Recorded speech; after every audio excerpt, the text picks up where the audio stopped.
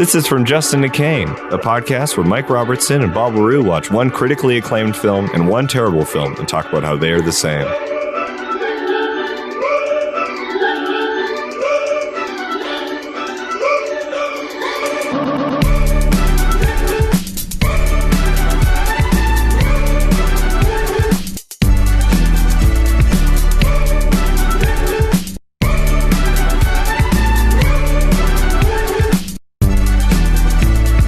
Hello, everybody.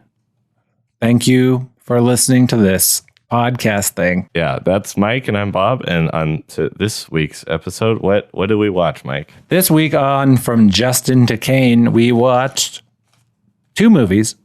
The good movie, 12 Angry Men, directed by Sidney Lumet. Lumet. Yeah. We watched... Okay, I'll start over. Edit this out. Okay, for the good movie, we watched 12 Angry Men, directed by Sidney Lumet. I believe it's Lumet. Well, what? No, it's Lumet. It's Lumet. I don't know. It's Sidney Lumet. I know. I've heard him say his own name. And he goes, "Hi, I'm Sidney Lumet." I've only read excerpts of his book, and he does not put like phonetic pronunciation of his own name in his book. He does italicize the T, which means you either emphasize it. What? No, I'm just kidding. Just talking out of my butt. All right, let's do it. Okay. So the good film was 12 Angry Men. The good film was Bing Bang. Jesus. But this is going off the rails. We haven't had our pizza yet. The good film is 12 Angry Men, directed by Sidney Lumet. Yes. The bad film, arguably, was The Babysitter's Club, directed by Melanie Mayron. Mm-hmm. What else has she done? Well, she used to be an actor on the TV show 30-something in the 80s. Okay. Which was a comedy drama. And then she went on to direct films and television. She had a very prolific career. Don't have the IMDb page in front of me, but I know that she has directed the television show Glow, episodes of, and Mean Girls 2, which I was not aware even existed. Wow, that's cool. Yeah, and that's just a smattering. That's a really interesting career that she had. Yeah. Or has. Yeah. What else has Sidney Lumet directed? Well, he's a big deal. He is a big deal. This movie was his first feature film, which is wild. Which is insane. But he comes from theater. He directed a lot of noteworthy plays, and then he directed live TV for a long time. That's where he cut his teeth. Oh, okay. And 12 Angry Men was originally a live. It was a 47-minute episode on Playhouse 1. I know. I saw excerpts of it on YouTube. I started watching the whole episode. You watched the whole thing? No, not yet. I didn't finish it. I'll probably watch it later.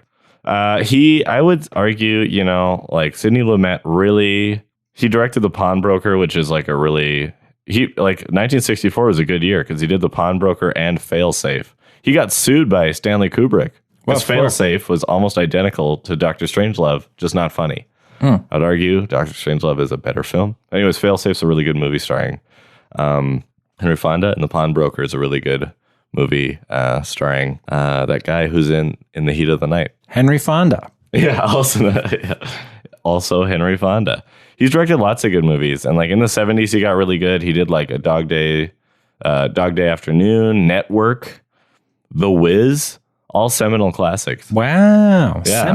Seminal classics. He directed The Verdict, which is a very good movie. He did got kind of weird in the 90s.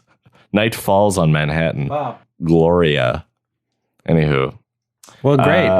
Yeah. He's definitely more prolific / a better director. I think on a craft level, he's better. Oh, yeah, 100%.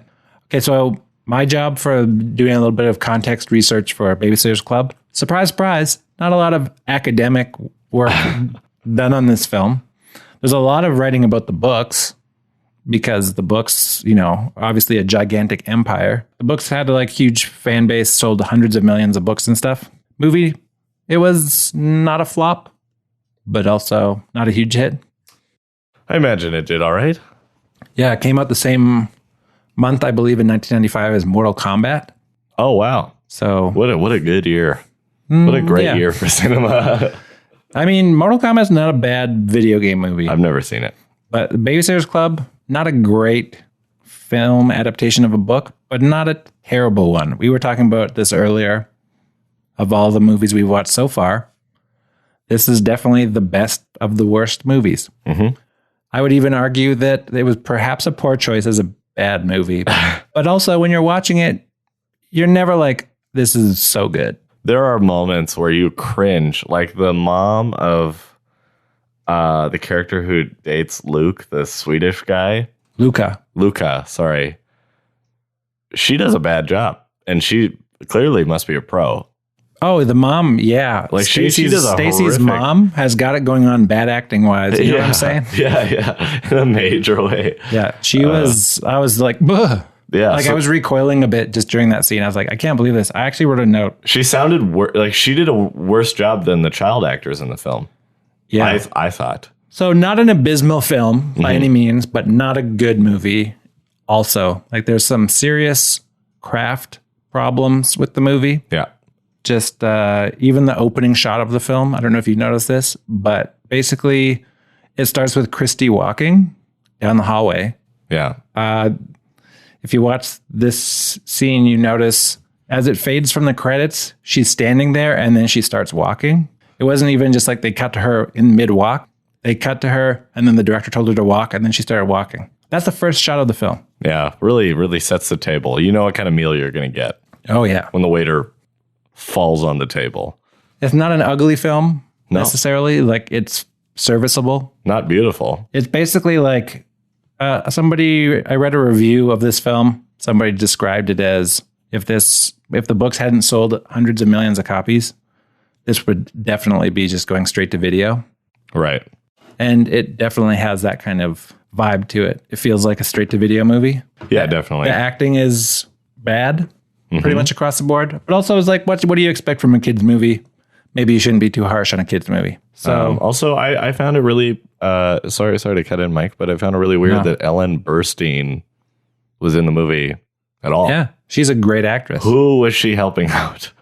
She good friends with the director and was like, I'll help you out. Well, maybe. I didn't find that out in my limited research that available. But bet you money. They offered her a huge sum of money and said, you only have to be on set for 3 days. I bet you she was a fan of the books or she has a family member who's a fan of the books. Yes. And did it for her grandkids or something. Yeah. Odds are whenever somebody is in a movie and you're just like, why is this person in this crappy kids movie? Mm-hmm. It's usually for that reason why they're just like, I just wanted to make something for my kids. Yeah. I feel like that's why. I'm pretty sure she made Requiem for a Dream for her kids. She did. Yeah, she was like, you know what, Darren Aronofsky, I like this. This is for my grandkids. I like to imagine that the Babysitter's Club and Requiem for a Dream are part of the same cinematic universe, the Burstyn-verse, where she just like she gets her greenhouse. The babysitters buy it for some reason. They give up everything that they worked for the entire film. Yeah, just so this old weird woman that they barely know can have a greenhouse that she's on the committee of for some reason. She's got a bad attitude. She's got a bad attitude the whole movie. She hasn't earned this greenhouse. Anyway, we're going on track here, but the point is just like things go awry for this character, Mrs. Haberdasher. And so she basically just gets into just watching a lot of television and drugs and stuff. Yeah. And then her son is like a heroin addict. Jared Leto has a cameo in this movie. Yeah, it's wild. Yeah.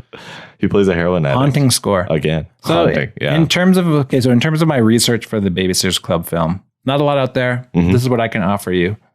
So this movie is based on the books by Anne M. Martin, who is a real writer, but also had ghostwriters. Oh. So a lot of books weren't actually written by this woman because they pretty much came out on a monthly basis. Right. This book is a combination of Babysitter's Club book 45, Christy and the Baby Parade, number 86, Marianne and Camp BSC, which makes a lot of sense because most of this movie is set in a camp, and Christie's book, which has no number, and Anna Martin did not write any of them. So if she watched this movie and she was like, this isn't my work. Yeah, it's because ghostwriters wrote it. Yeah. It's definitely not. Ghostwriters wrote books based on her characters, and then another writer came and mashed them together and made a movie which I believe has way too many plot lines. Like the Babysitter's Club? Because there's so many characters, right? There's 7 characters, and they all have a different plot going on. You know, it's funny. There's 7, but I think they arbitrarily chose 2 characters to follow. So it's Stacy, who has diabetes and is dating Luca, and then also the artist. I can't remember her name. Claudia. Yeah, Claudia, and how she's bad at school. The other characters, you never really get anything out of them. Hey, Christy also, the leader. What's her? Oh yeah, no, but I mean, like, yeah, she's obviously the protagonist because it's about her dad. But those 2 friends seem a bit arbitrary. Just being like, well, we'll make these 2 the B and C plot. Yeah, but also if you're a reader of the books, and I was when I was younger, I read some of them, mostly as a dare. But oh, really? Oh, yes. We'll get into that once I stop recording. Okay. Yes, basically I was dared to read a book a day for an entire summer. And I only got 15 books into it in terms of actually just going from 1 till whatever 100 that they came out with. Yeah. So I only got 15 books in. And basically I was getting paid $1 a day to read a Babysitter's Club book, which only takes like 45 minutes if you like sit down and do it. You could do it. You could crank them all out. You could crank them all out every day as an adult. Would your intellect expand even slightly after reading 100 books? I would say my intellect would definitely not expand, but my empathy might. Okay, wow. Because the books explore a lot of themes that are very progressive and or like there's a book about racism. Oh, really? Claudia is getting like slurs hurled at her. Whoa. And she's got to deal with it. Also, Jesse gets a lot of racism too. Really? Yeah. Those are heavy books. It's interesting, yeah, that they were just like, okay, we got these 2 characters who aren't white people. They're going to be... Let's make this racial. Going to make it racial, which is like maybe a bad move, but also I think it exposed a lot of little kids to those issues in a non-preachy way. Mm-hmm. Also, this is the purpose of those books, is to like bridge those conversations and be like, this is, by the way, the world you live in, this is the thing. You should know about it and start a dialogue about it. So that's cool. Yeah, exactly. Those books definitely did their job. Another fun fact, the VHS tape can be seen in a Seinfeld episode. For whatever reason, it's in Newman's apartment. I don't know what that's suggesting about the character Newman, but when you go in Newman's apartment, you see that he's got the Babysitter's Club on VHS. Wow. So that's just a fact I found. I think on IMDb's trivia page. Also, like Scholastic, the book publishing company, branched out into media in 1995 when this movie came out. So they were making movies and eventually video games and stuff. So they went from just being like a lowly multi-million-dollar book conglomerate thing into like a media conglomerate thing. So they were just like, look at all these properties we got in our hand. Why are we not making cartoons and TV shows and video games and all this other stuff? So it's good business. Yeah, but from what I understand, Scholastic kind of went downhill after that because they got too greedy. R.I.P. Well, I mean, no, they're still around. What? Okay, well, never mind. R.I.P. Scholastic's reputation. OG Scholastics. Yes, the R.I.P. OG Scholastics. The old Scholastic can't come to the phone right now. It's dead. It's R.I.P'd. Okay. Wow. Cool. I mean, yeah, not a lot of super interesting facts. I guess a lot of the stars of this film went on to other things. Yeah. You might remember Rachel Lee Cook. What's her face? The girl who played Dawn. She was Alex Mack. That might be before your time. It is. But she was like a big TV star for a while. Oh, cool. I think that's pretty much it. Oh, Austin O'Brien, the guy. I think that's his name. He played one of the boy sitters. Right. He was like a teen heartthrob for a while. So he was the a one big with get. black hair. No, not that. Oh, the guy. other one, the blonde one, the horse rider. Yeah, Mary Ann's boyfriend. Right. Yeah, no, Alan Gray. Who knows what's up with that guy? that guy was wild. He was so wild. I feel like the movie kind of distilled teenage relationships or preteen relationships, I guess, more into like a pretty, I'd say, relatively accurate package. Yeah. Just because like he was all about Dawn, but there's that one moment where he was about to ask her out or whatever, but then he started turning into a bird. And then she was just like, what the hell's up with this guy? And she walks away. Then he like gets angry at himself for doing that, as like he has some sort of inner demon that he's like battling with. Yeah. Which is just being an awkward idiot. So I don't know. We've all done it. We've all birded. We've all birded once in a while. Yeah. Ask somebody out you like, and then you tell them it makes you want to fly. Yeah, but also that movie, Alan Gray is there to teach us the lesson that your greatest enemy is yourself. Yeah. You have to get past yourself before you can, do those things. So he was true. He was the only one holding him back because for whatever reason, Don was willing to go on a date with him, which was not believable. No, that was a strange end to their arc. Even though they're in grade 7 or 6 or whatever, she was miles out of his league. Oh yeah, for sure. Alan Gray every level. Oh yeah, he was intellectually, socially. Yeah, she was also just as an actor, she was the best actor in the movie. Yeah, she. I mean, Ellen Burstyn was good. Yeah, but they had a scene together twice. And that was the only part where this feels like a real movie. Yeah. That's funny. No, you're so right. Thank you. Right. Thank you. That's what I'm here for. That's why I pay you money to sit here and talk about movies. What you got, Bob? Okay, so I researched 12 Angry Men, released in 1957, as we know. Directed by Sidney Lumet. It was written by Reginald Rose. He was he wrote a lot of live TV and worked with Sidney Lumet, and then he was like, hey man, I got an idea for a show. And then they did it live.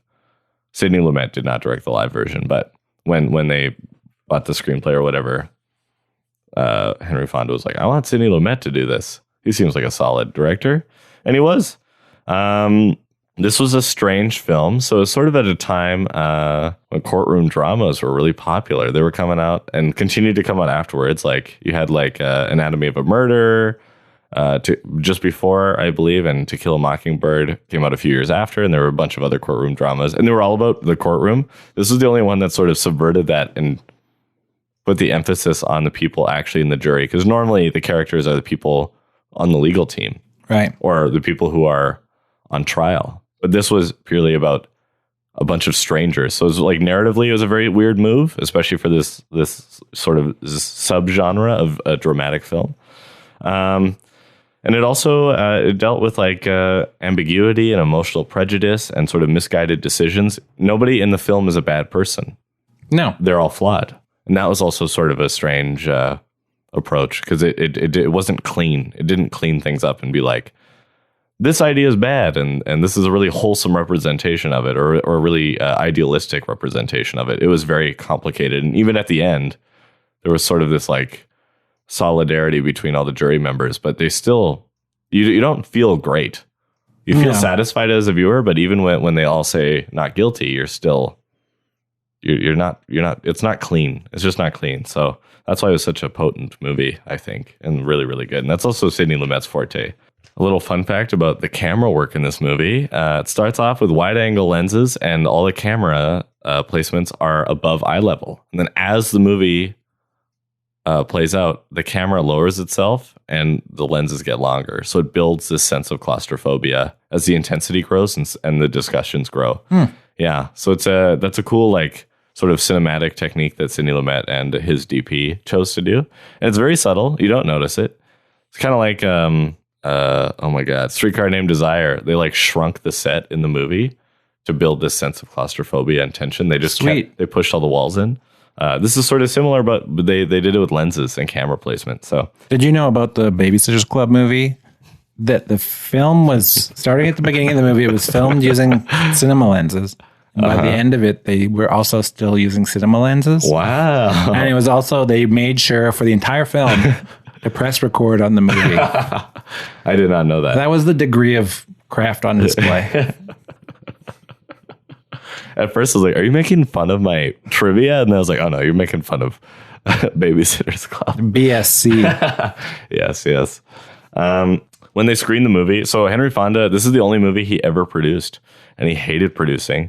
It lost money. He had to waive his salary. He also thinks it's one of the best movies he's ever made. When they screened it, the final product, they all, the whole cast and Sidney Lumet and the crew all sat and watched it, and Henry Fonda walked out before the end, but before he left, he grabbed Sidney Lumet's shoulder and said something along the lines of, this is marvelous, or this is a masterpiece, or whatever, and then walked out. But he's never seen the whole movie. What a fool. Yeah, it's like Johnny Depp hates watching himself too. I don't understand actors who are just I'm going to spend a lot of time making this thing. Never going to see it. Yeah. It's going to live on in their brain, I guess. I guess. Johnny Depp's not even remotely interested what the Lone Ranger is like? If it's any good. Yeah. He'll never know. He'll never know. But also when you live in that weird purgatory of public reception, you're safe. Yeah. Because it doesn't matter what people think of the movie. If you haven't seen it, you can't make a verdict. It's true. Also, he is in many ways a luckier man than us. Truly. Because he will never have seen the Lone Ranger, whereas we all have the potential to. Yeah. I saw the first 25 minutes. And? I shut it off. There you go. Another fun fact about 12 Angry Men. No. It was now we're talking about Johnny Depp and the Lone Ranger.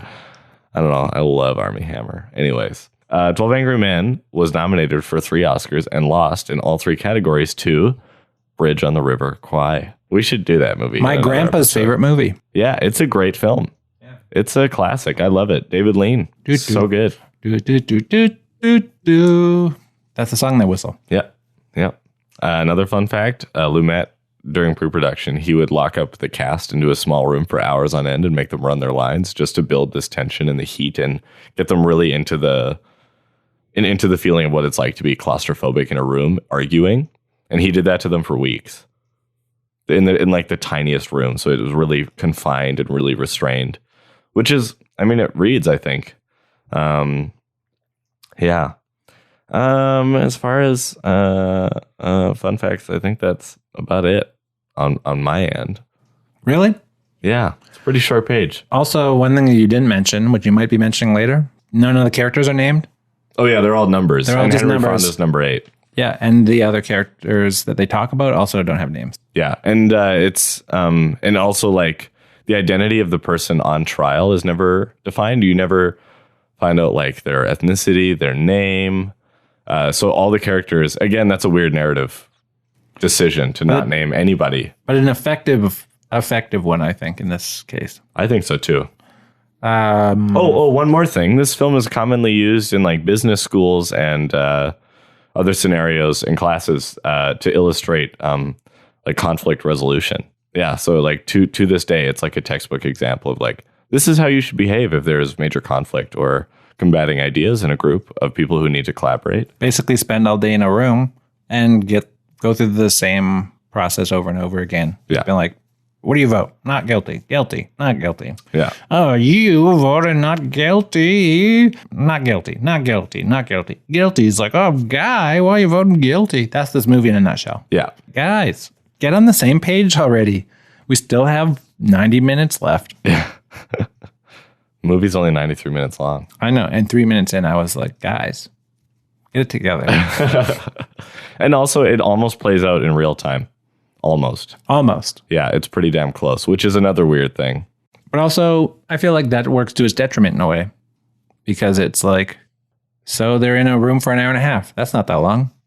I've been in a room with you for an hour and a half. Yeah. Pretty much since I got here. Yeah. So it's a bigger room and there's less people in the room. No, and another thing is this film almost takes place entirely in one room, which is interesting. There are 3 minutes of screen time in other rooms, but the majority of the film takes place in one room, and it almost plays out in real time, which was pretty weird it's still weird, but that was a very uncommon thing in 1957. And just in the 50s in general, 50s, 60s, 70s, 80s, 90s, 2000s, 2000 teens. This movie took a bunch of risks, and it paid off. It really paid off. You know, it tanked at the box office, though. Well, do you know what movie didn't take a lot of risks? And it kind of paid off? What? The Babysitter's Club. Wow. Cinema is dead. That's what you just told me, Mike. Yeah. Ay.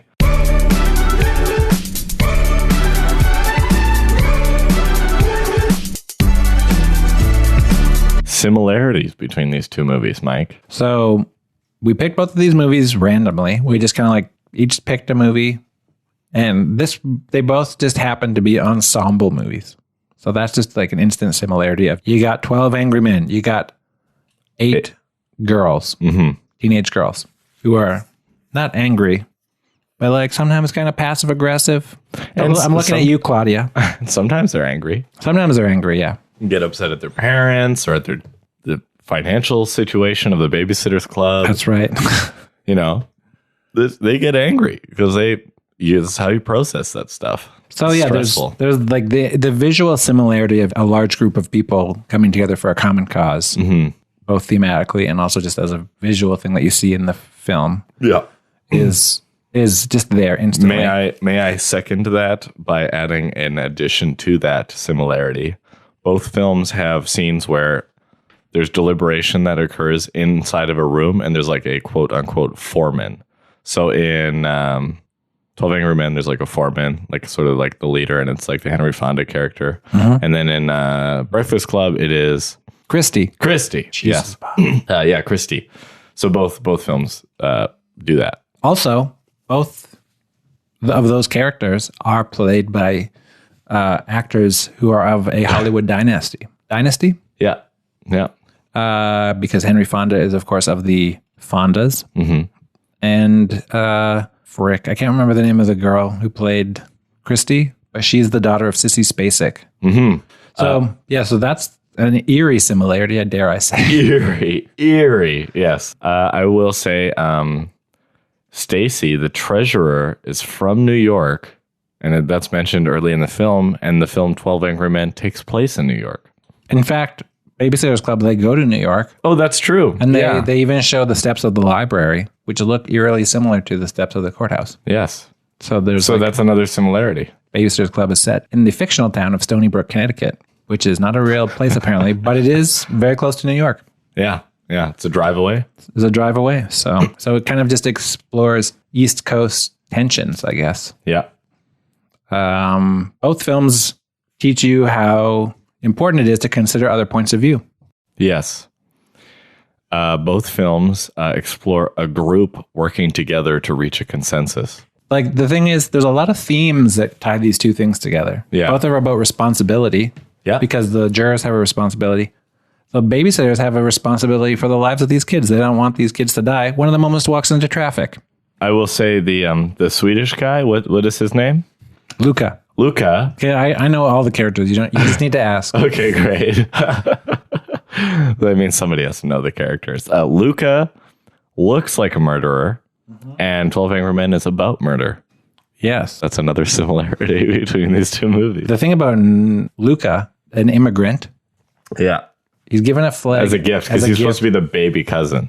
He says, that's very nationalistic of you, which nowadays, if somebody said that in a movie, you'd be like, that's kind of an eerie thing to say. At the time, it was like, whatever. It was flirtatious. It's playful. Flirtatious, yeah. But in 12 Angry Men, there's also a very nationalistic character, the guy who is explicitly racist. Yeah. And has that weirdly long rant where he just keeps ranting, and then about everybody poor just people. Yeah, and then everybody just kind of turns and forms a tableau. Just beautiful stage picture. They respond via tableau, and then he's just like, dudes, what's up? They're just like, yo, we're tableauing in protest. We're tableauing because we don't like what your views. Yeah, so it's like Luca in some ways is that guy. Or the European watchmaker, who is one of the actual, like the naturalized immigrant. Yeah. Who is one of the 12 Angry Men, too. You could draw a parallel between those two characters. Oh, absolutely. Another similarity is persuasion is used by one character to change the mind of a group. So in 12 Angry Men, number 8, Henry Fonda, eventually persuades the entire group to think more critically and not move so quickly in their verdict. And then they end up, saving the accused. And I already forgot her name, the main character's name. Christy. Granted, the duration is different because in 12 Angry Men, Henry Fonda, it took the whole movie to persuade the group. And in Babysitter's Club, Christy takes literally less than a minute to persuade the entire Babysitter's Club to start a summer camp / daycare. But they're resistant initially. And then she wins them all over. Which is a strange thing because she should be like, hey guys, we got a business. We got to make money. What else do you have going on? We have to make $168. That's wild. Yeah. Well, it was the 80s.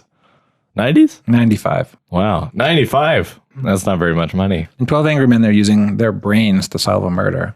And lest we forget what happens in Babysitter's Club, where the entire group of sitters does a rap, like a 90s style rap. Oh, yeah. Complete with a boom, boom, ch, a boom, boom, ch, where the rhyme, Like the chorus is the brain, the center of the chain. So like the brain is a theme of both films. Yes. Using the BSC quick study method, you're gonna learn about the human body. Don't bother. It doesn't interest me. Does the Babysitters Club interest you? It's my life. Then get interested. Come on. What Claude didn't know was that we had come up with a BSC emergency plan that would make it impossible for her to fail.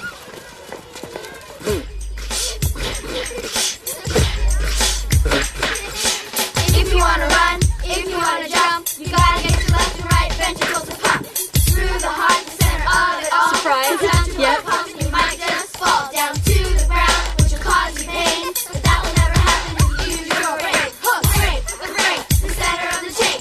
That will never happen if you use your brain. Hook. Run through the cortex to the frontal lobe, past the hypothalamus, it's good to go into the cerebellum. It's the best thing that can happen. Babysitters, and we'll always be rapid. And singing, it's the best. Now you better go and study so you pass your science test. Now you better go and study so you pass your science test. If you do your homework, you can almost feel it. Pump to the brain, hook, the brain, the center of the chain. Brain, the center of the chain. Brain, the center of the chain. Brain, the center of the chain. Whenever you're just watching the movie and you're just like, oh wow, this scene with Ellen Burstyn is actually like kind of well acted, or I'm kind of feeling a little bit emotionally touched by this scene, you have to think back to the brain, the center of the chain, where they wrap it. Better yet, Mike, that scene, and then the following scene when they're in the exam room. That's what I was going to say. Yeah, she's writing the exam, and then she mouths it to herself softly, and then remembers the answer, and then gets a B-.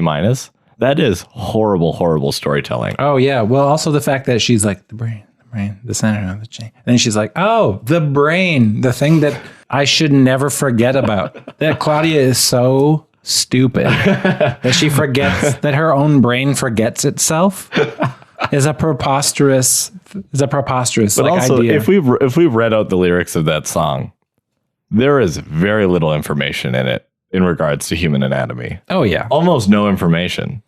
But it's a very Catchy beat. Yeah, it's a sick hook. Yeah, super sick hook. Also, both films are about a group of people, both of a dominant sex. So it's like in the Babysitters Club, they're all women. In the Angry Men, they're all men. Yeah. Yeah. Or is predominantly just one sex. So, and then within each of those groups, everybody has their own journey, which is like, I mean, that's an obvious similarity because in storytelling, that should be a thing where everybody kind of has their own journey.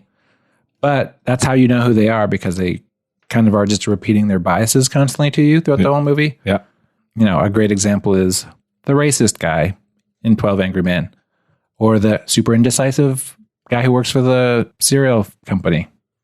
He's just like the indecisive cereal guy. Yeah, you know. That guy, that classic archetype. Yeah. And in the Babysitters Club, that's so true. This is Jessie. She dances. This is Mallory. She's like a nerd, I guess. And then the most egregious, dare I say, is Claudia. Yeah. Because every time she chimes in, it's not like she has anything productive to add. She's just like, guys, I'm going to flunk the test. Yeah, Claudia, we heard you the first 8 times you said it. Then when she finally passes the test, she doesn't say anything. No. Because her arc is finished. And that's kind of wild. Again, it was very arbitrary who they chose to give a plot to. Yeah. Yeah, like Claudia and then Stacy and then Christy. Those 3 have arcs. No one else has arcs. You could give them more. You could give each character more. That opening narration's like a weird, lame excuse to be like, now we know enough about each character. Now the audience cares. Yeah, like Jessie, she doesn't deal with systemic racism at all in this film. No, she doesn't. When she should be, because that's explored in the books with her character sometimes. Not always. Sometimes it's about boys and like not liking gym class or something. But also sometimes it's systemic racism. Right. So it's like bad box office. Not touched on in this G-rated film at all. Yeah. Surprising. Absurd. Did we bring up baseball yet? No, we bring it up. Both films have baseball be sort of like a major subject matter. Yeah. So in the opening of 12 Angry Men, there's the one jury member who's like, I want to get out of here. I got a baseball game to get to. He's constantly trying to rush the jurors.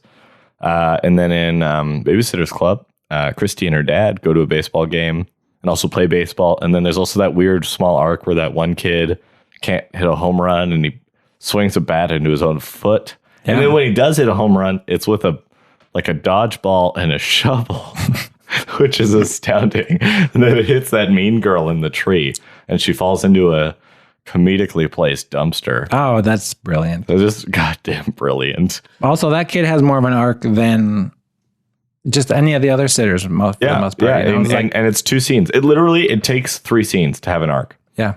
3 1-minute scenes, and you can have a full arc. Marianne, arguably the best character from the books and one of the most dominant characters in the books. Yeah. Doesn't even have an arc in this movie. She's just kind of the best friend for Christie's BS kind of storyline with her dad. Appalling. Yeah, she's weird. She just like is there in the backdrop being talked to by Christy. Yeah. And then she becomes the bad guy. There's a lot of weak. There's so much information about these characters, yet when they chose to adapt it, they neglected all of it. Yeah. She's clearly the most well-adjusted character of all of the sitters. Because she's got a boyfriend that she's been dating for like an unbelievable amount of time, given that they're in grade 7 or however old they are. Yeah, they're 13. Yeah, her and Logan have been dating forever. She's kind of super well adjusted. She kind of is the problem solver. She's the logical one. So she doesn't really bring any drama to the table in this movie. No, she's well adjusted and like a boring adult already. She's like, yeah, I'm in a monogamous, steady relationship, and like I kind of got my shit figured out. Yeah. So I'm 13. I'm 13. But which character would you say is the Marianne of the 12 Angry Men? Just so we can draw a similarity between the two. You know what? Which juror is the Marianne? Which juror? In all of our lives, we all have our own Marianne. I feel like I'm a Marianne, you know? I'm not saying I'm super well adjusted, but I feel like I'm that character. I think I'm a Marianne too. Maybe trying to just like figure out who's the most boring juror. Honestly. At first I thought the guy... Jack Warden, juror 7? Jack Warden is the least well adjusted. He's the guy who wants to go to the baseball game. No, he's not. Yeah, he is. Is he? That's is. Jack Warden? Yeah, he was. Oh, I can't recognize He his was later photo. the crazy grandpa from Problem Child. Yeah. What about John Fiedler, the older man, juror number 2? Yeah, he might be the similar character. Fun fact about that guy: he was the original voice of Piglet. Really? Winnie the Pooh. I really like him. He's a marvelous actor. He's so good. He's kind of I would say he's kind of the Marianne, but I would also say he's the Mallory of the group. Right. Mallory is like the super dweeb of the group. Yeah. Not the dweeb in the sense of Alan Gray, but you know what I mean. What about Jack Klugman? Call them by their name. What's the juror's name? Oh, sorry. Shit. Juror 5. And what does he do in the movie? Or how does it describe that juror? It doesn't describe the juror. Are you just reading on IMDb? I am. Oh, you're a fool. I know. You should be reading, the Wikipedia page. Oh, yeah. I was on that earlier. Bob, you idiot. I'm an ass. I have another similarity. Okay. While we figure out, you know what the through line similarity is going to be, we're going to draw parallels between all of the characters in both films. Who is who in each film. Yeah, some of them will be more of a stretch than the other because there's not really an Alan Gray of the group. No, but we're going to find it.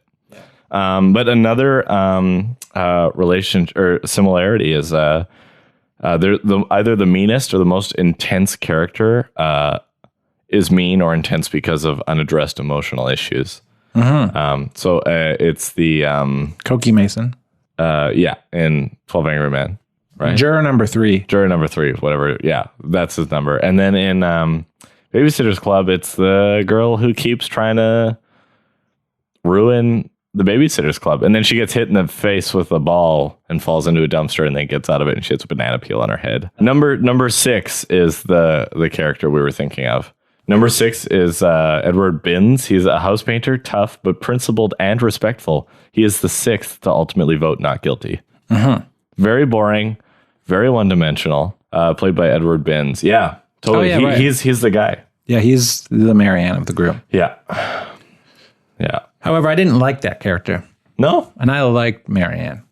Like I liked her in the books as a child. You and I have very different relationships to the Babysitter's Club and the source novels. Oh yeah, I grew up with it. I hadn't heard of it until a few days ago when he said, I picked this movie. It's really bad. And I said, yeah, sure. And I watched it a few hours ago, and it is not good.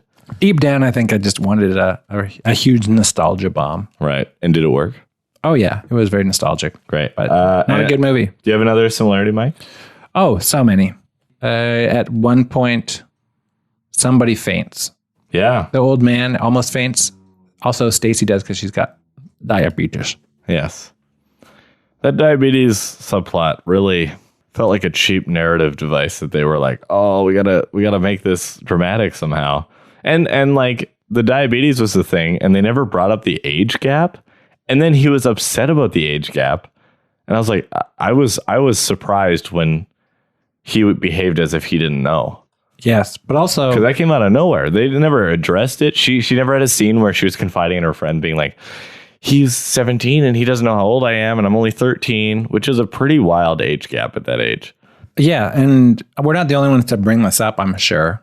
I'm sure this is anybody who watches it now and when they're not a child.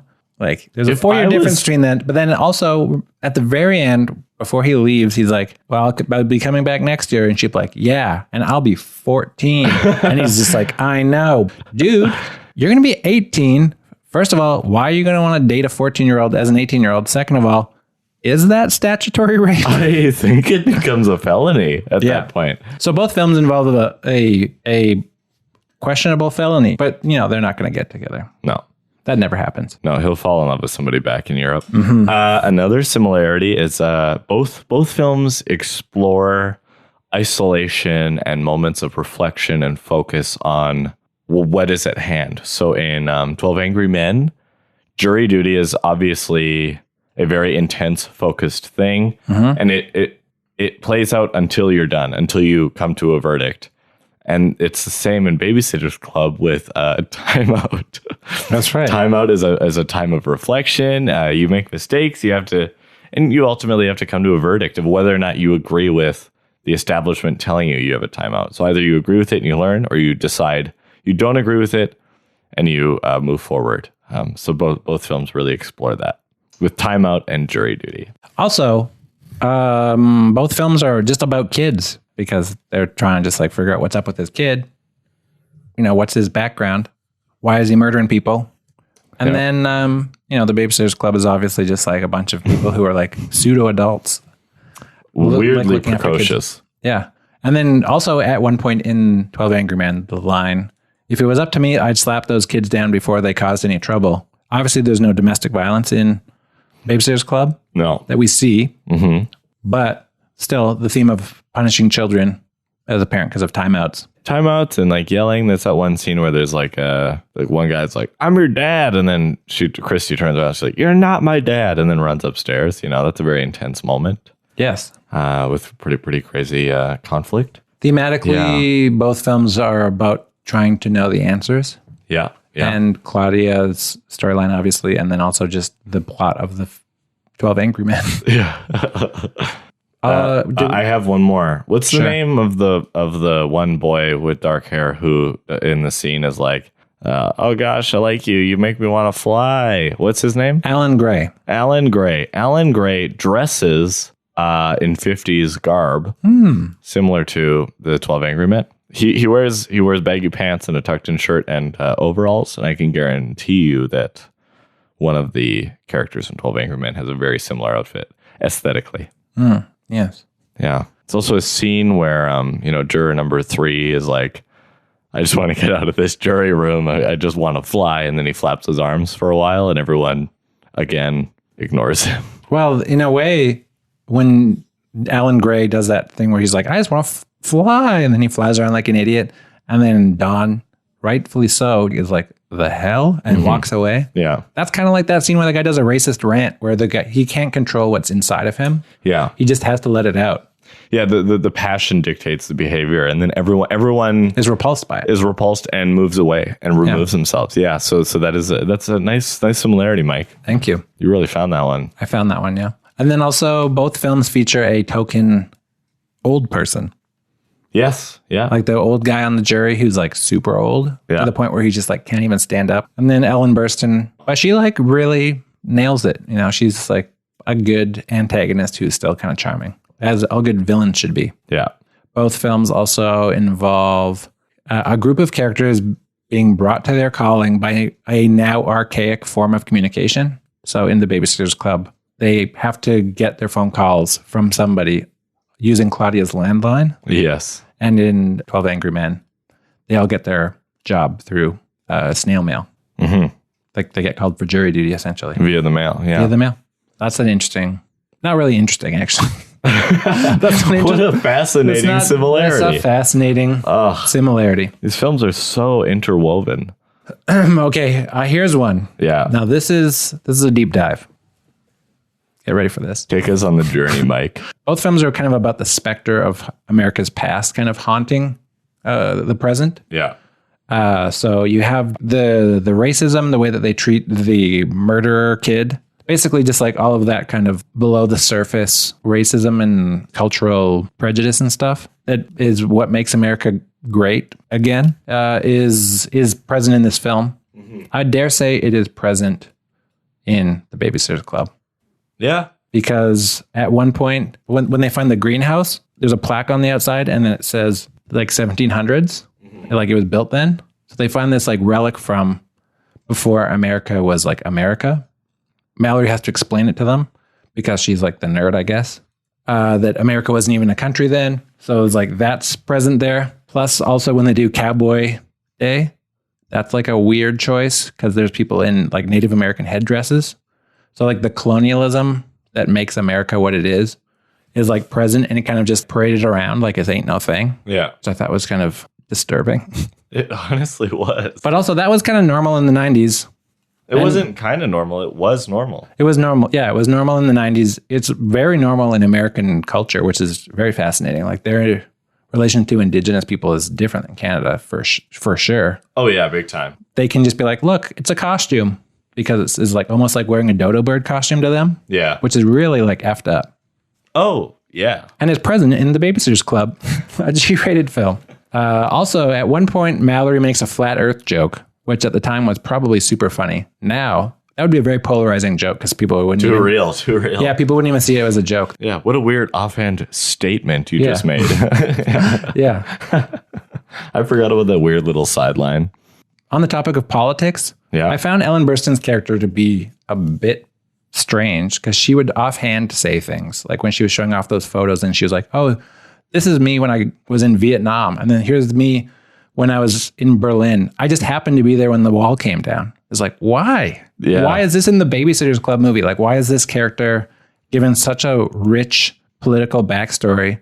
And there's nothing comes of it. No, and there's a few scenes where she makes offhand comments. She's like, oh, this reminds me of when I was in Nicaragua or whatever. There's a few moments. And she's like, what? Why? Who is that for? That doesn't give us anything. Yeah. What are you talking about? Yeah. But it's there. Yeah, in a major way. And on that same token, both films are kind of focused on a invisible child being searched for throughout the film. Like in 12 Angry Men, they have this description of this murderer child, and they have an idea of who he is, but they don't really know who he is. And he's not in the room with them, but they're constantly talking about him, and they're constantly just trying to figure out who he is and where he will be going. Yeah. The same could be said in the Babysitters Club with the character, and that's in quotes, of Jimmy Tony, the invisible child. Or the invisible friend of the child. Because they're always just like, where's Jimmy Tony? And he's throughout the whole film, they're like, this is a quest that they're going on to find this Jimmy Tony character. And they eventually, I guess, find him maybe. Right. Giving that one random child who we don't know the name of more of an arc than some of the actual main characters. Wow. That's kind of like a similarity between these movies. Like, it's a bad movie when a character who is not important or doesn't really have a name has more of an arc than one of the main characters. That's going back to From Justin to Kelly. But both films explore a strained father-child relationship. Mm-hmm. So in 12 Angry Men, the accused is accused of murdering his father by stabbing him in the throat. And in the Babysitters Club, Christy and her father have a very strained relationship and are dealing with that. And it then, as a result, sort of strains Christy's relationship with all of her friends because she stops communicating. And on a broader level, there are strained parental sort of relationships because in 12 Angry Men, the one juror, the final juror to finally switch his vote, admits that he has a very strained, difficult relationship with his son. And Christy screams at her, I guess, stepdad, saying, "You're not my dad," and also doesn't communicate with her mom, even though she says blatantly that we're really close. But in every scene that they're in together, they don't even look at each other, you know, as parent-child relationships do. But yeah, both films really use that as a major centerpiece for the emotional logic and arc of the film. Okay, those are all the similarities. Yeah, one film is a complete masterpiece that is so fun to watch. And the other is 12 Angry Men. You know what? Another similarity is both movies have almost identical running times. Yes. Babysitter's Club is an hour 34, and 12 Angry Men is an hour 33. I know. How is this possible that we keep doing this? Just choosing two seemingly Here's the random problem. films. Yes. Every movie is the same thing. Oh, both films feature an old woman that is disturbed by her neighbors. Oh, yeah. Yeah. Hey, that's a really good one, Mike. That one's legit. Last thing, I don't know if you have any more, but I don't. I'm all out. both films end with a group of characters looking at each other and saying, "Friends forever."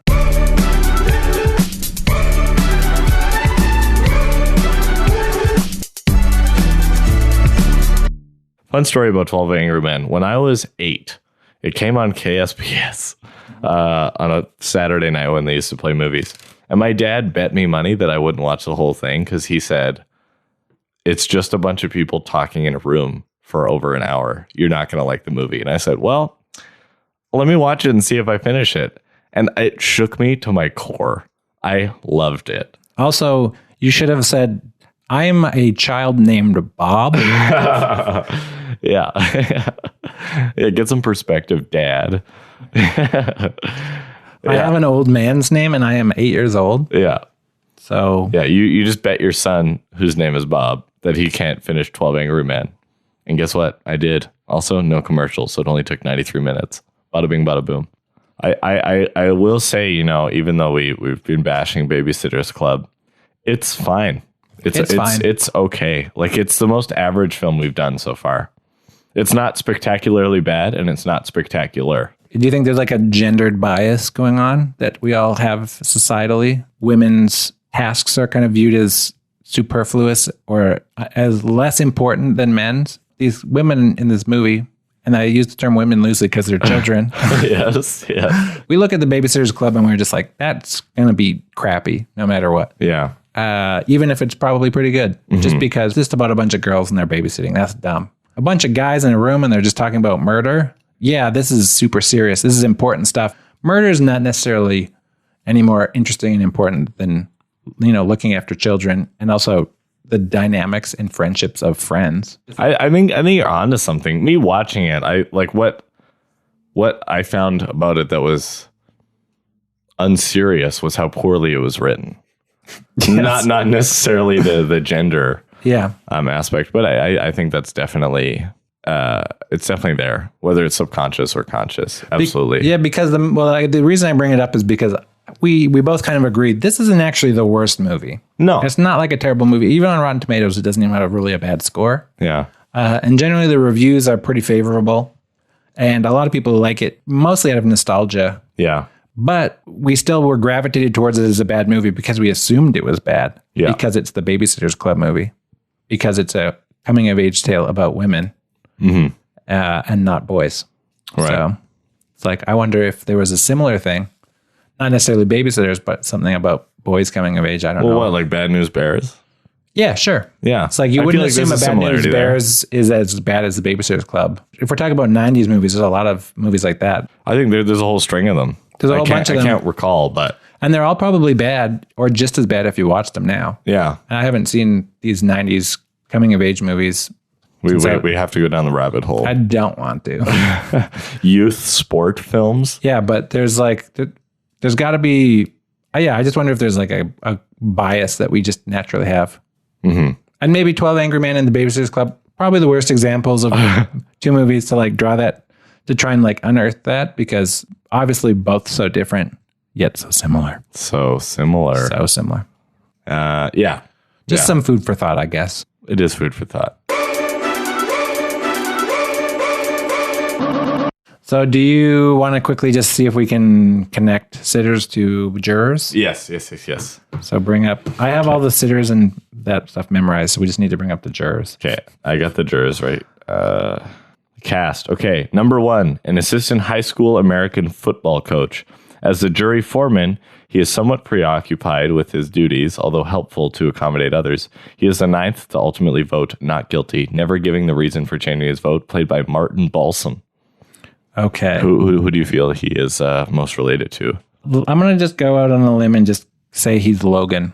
Okay, yeah. Because he's sporty. Yeah, totally. So we got that one. So that's jury number 1. Jury number 1. A meek and unpretentious bank worker who is at first dominated by others, but as the climax builds, so does his courage. He is the 5th to ultimately vote not guilty, played by John Fiedler. Did we discuss him as the Marianne of the group? Or did we Who's Marianne again? She's Rachel Lee Cook's character who doesn't do anything in this movie and is kind of known for being like the shy one. No, but I think there are 8 club members and 12 jurors. So we're also hold on, back up now. We're also including honorary sitters. So Alan Gray, and Logan, who are boys, and therefore are not reserved the official designation of sitters, even though they do look after kids. So we're at 10 sitters. Yes, we need 2 more. Who else are you throwing in? Cokie Mason. Okay. And Jimmy Tony. Great. Okay. Rock and roll. We decided Jimmy Tony was the murderer. Yeah. So can't do that. Although it is funny. Who else is the honorary? That kid who hits a home run.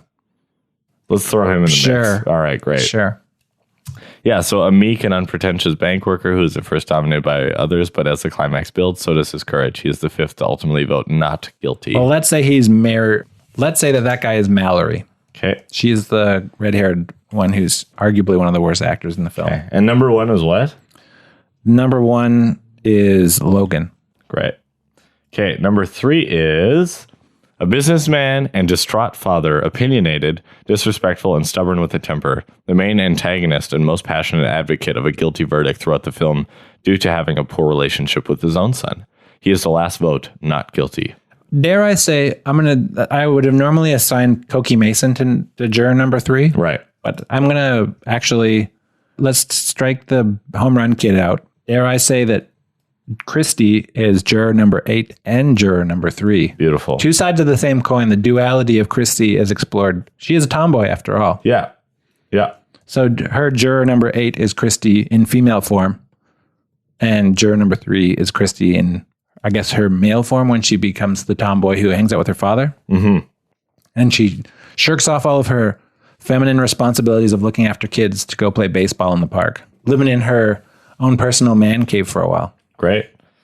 Number 4, a rational, unflappable, self-assured, and analytical stockbroker who is concerned only with the facts and is appalled by the bigotry of juror 10. He is the 11th to vote not guilty, played by E.G. Marshall. Unflappable, only with the facts. Yeah, like hyper pragmatic. Definitely not Claudia. No. She's a great artist.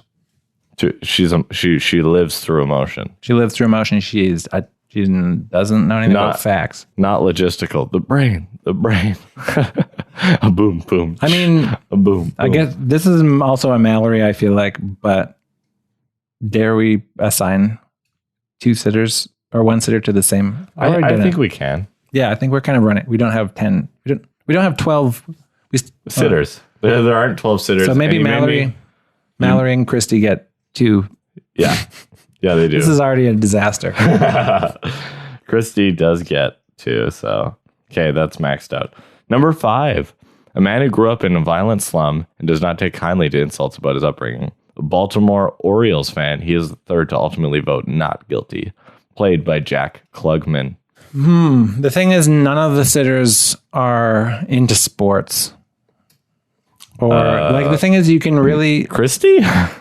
Well, Christy is such a well-rounded character. She is. She's the Super Mario of the group. I guess the thing is just like either the 12 Angry Men doesn't have well-drawn enough characters, and the Babysitters Club has characters who are too well-drawn. Like we know too much about them. Right. Like we know their archetypes too well. Or it's the opposite. So I just really want to say Mallory, Logan, and Christy are the characters for everyone. yeah. And they kind of are. Oh, sorry. They kind of are. Okay, so juror number 1, we have Logan. Juror number 2, we have Mallory. Juror number 3, we have Christy. Juror number 4, I would say, Mallory. is Marianne. Oh, really? That's what we agreed on, didn't we? No, we agreed on... E.G. Marshall? Yeah, I was right. We talked about this earlier. E.G. Marshall. Oh, yeah. I think so. Marianne. Yeah, you're right. So who's number 5? Yeah, so the guy who grew up in a violent slum. Let's come back to it. We'll come back to that one. Yeah, because none of them are really... No. Number 6, a house painter, tough but principled and respectful. He is the 6th to ultimately vote not guilty. Played by Edward Binns. Painter. Who's the painter in Claudia? Claudia? I would say Claudia is number 6 because she's also principled. She gets really upset at Christy. Oh, yeah, she does. Yeah. She does. She does have principles. And she has principles. She's like, you promised me something and then it didn't happen and now I'm upset. That sounds like a principled way to behave. Regarding juror number 5, the Upbringing. The person with the violent upbringing, this isn't necessarily like the best connection, but I would say Alan Gray. Just because he's like a bit unpredictable, maybe. Yeah. He's just kind of like, you wouldn't want him to have a knife. I would say of both of those people, you wouldn't want to encounter them when they're holding a knife. Yeah, you're absolutely right. Alan Gray's going to slip and stab you. The other guy knows how to stab you. He even shows you in the movie. Yeah. Okay, number 7, a wisecracking salesman and sports fan. He is the 7th to ultimately vote not guilty. I'm going to say that is got to be, like, we're not going sports here, but Jessie. Okay, cool. She's the one who dances. Yeah. Which is kind of a sport. Gymnastics. Gymnastics. You know what? But another interesting note here is throughout the film, it is blatant that he cares little about the life at stake. And it seems like Jessie, not super invested. She never really seems upset. Okay, number 9. Okay, a wise and observant senior. He's the 2nd to vote not guilty. He reveals to juror number 8 that his name is McCardle, one of only 2 jurors to reveal his name. Even though he's the old guy, let's say that this is Stacy, because also both of them faint, so that's an easy one. Right, nice. Okay, now we're on number 10. Yes. A garage owner, a pushy and loudmouthed bigot. He is the 10th to ultimately vote not guilty. Played by Ed Begley. Which is the most bigoted of all the sitters? Yeah, who's the most oppressive, offensive, bigoted babysitter in the movie? I would say one of the kids who dresses up as a cowboy. Oh, yeah. So maybe the whole institution. Well, should we make that Luca? Yeah. Because the next person is a European character. That's the thing. You know what? Oh shit, yeah. No, but the next character is very patriotic. Luca is not. Right. So let's make Luca number 10. Okay, because who we have left is Don and Luca, and I think that's it. Yeah. I feel like so Don and but we can do Luca twice. Okay. Only if you want to. Because Don is the hippie. Don. Well, let's see. About number 11. So, a European watchmaker and naturalized American citizen who demonstrates strong patriotism. He is polite and makes a point of speaking with proper English grammar. He is the 4th to ultimately vote not guilty. Played by George Voskovec. That's a hard. Not Don. Certainly not Don. But also you say that the wisecracking, indecisive advertising executive is Don? Because Don is pretty headstrong, I would say. She knows what's up. Yeah, I would say Don is number 12. Really? Oh, wisecracking, indecisive. Oh, I misread that. The thing is, we have 7 sitters, plus 2 honorary ones. That brings us to 9. Plus 1 extra Christy because of the duality of her character. So that brings us to 10. So we do have 2 non-sitters. Oh yeah, Cokie Mason and Luca. So we pretty much have to for these last three, we have to decide on whether Luca, Cokie Mason, or Don. are either of these. And they don't really describe any of them. Because none of them are really all that bigoted. Although I would say that, you know what? This is easy. Okay, number 10, the garage owner, the pushy loudmouth bigot, definitely Cokie Mason. Okay. Because she's the villain of the piece in a way. She's the one who kind of like she always brings the sitters together with her polarizing views. Yeah. So, okay. And then number 11? Definitely going to be, let's just say Luca, just because he's European. Which leaves number 12 to be Don. Yes, which is definitely not true. Let's read it. A wisecracking, indecisive advertising executive. He's the only juror to change his vote more than once during deliberations, initially voting guilty and changing 3 times. He's the 8th to vote not guilty, played by Robert Webber. Yeah, that's not right at all. Would you say that the European watchmaker who demonstrates a strong patriotism is more... You know what? Let's just swap those two. Don and Luca? Yeah, Don is more the European guy. Like, Don is more juror 11 because he demonstrates strong patriotism and is polite, makes a point of speaking. And she goes and she kind of is the ambassador to the babysitters and goes and talks to the old lady. Yeah. And convinces her. Yeah. And does the only like actually decent dramatic scene in the whole movie. Yeah, she's the only one with any chops, that's for sure. Yeah, so juror 11 is definitely Don and juror 12 is definitely Luca because he is, I wouldn't say he's wisecracking or indecisive by any means, but he's definitely just kind of like the extraneous one who just exists to fill out the numbers, you know? Yeah. Like he's on the cover of the movie, even though he's not a girl and he's not a character anybody has ever encountered before. But he's still there just to fill out the numbers, not unlike juror 12. There, we did it. Rock and roll, man. So let's just really quickly recount them. Okay, juror number 1 is Logan. Juror number 2 is Mallory. Juror number 3 is Christy. Juror number 4 is Marianne. Juror number 5 is Alan Gray. Juror number 6 is Claudia. Juror number 7 is Jesse. Juror number 8 is Christy, again. Juror number 9 is Stacy. Juror number 10 is Cokie Mason. Cokie Mason. I can't read my own writing. Juror number 11 is Dawn. And juror number 12 is Luca. Very good. I think we did it. We did do it. Another similarity, how coincidental is it that there's 12 angry men and 12 characters who are children or teens in this movie? Amazing. Amazing. Amazing. Okay, well, that was the episode. Thank you for listening. I'm glad that we finally did what people have been clamoring to find out, which is figure out which babysitter is which of the 12 angry men. Yeah, we've gotten a lot of mail asking for this. Yes. Like, my inbox is overflowing. Oh, same with mine. I had to delete my email because it's too much. I was getting so many calls on my landline. Babysitters Club reference. Oh, very good, very good.